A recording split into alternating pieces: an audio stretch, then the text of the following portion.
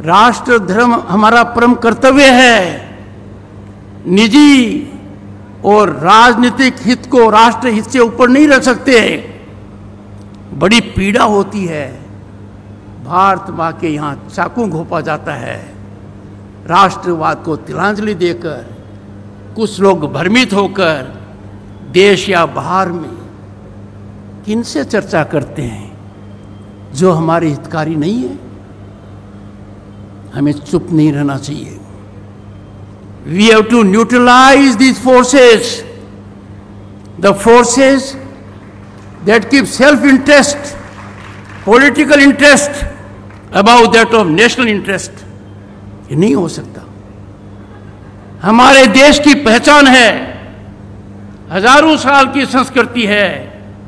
इस देश ने कभी किसी पर आक्रमण नहीं किया। We have never believed in expansion. अब जब देश तीव्र गति से बढ़ रहा है, देश में बहुत बड़ा हवन हो रहा है, उस हवन के अंदर हमें एक चीज का ध्यान देना है।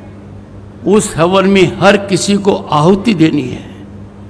मुझे चिंता होती है कि लोग इतना मादा कहां से ले आते हैं कि देश और विदेश में उन लोगों के साथ बैठें जो राष्ट्र के हितकारी नहीं है, जो इस राष्ट्र को तोड़ना चाहते हैं, सनातन में विश्वास नहीं है, सनातन को एक संकट मानते हैं,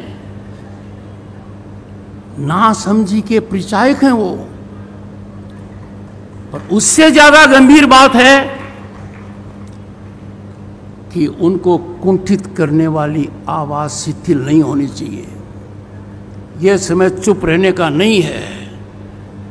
यह शताब्दी का महत्वपूर्ण पड़ाव है। यह शताब्दी भारत की है। यह शताब्दी सनातन धर्म की भूमि की है।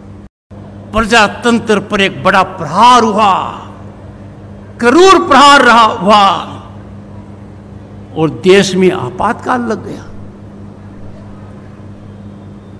श्रीमती इंदिरा गांधी ने आपातकाल लगाया खुद को बचाने के लिए, खुद की कुर्सी को बचाने के लिए। लाखों को जेल में दे दिया।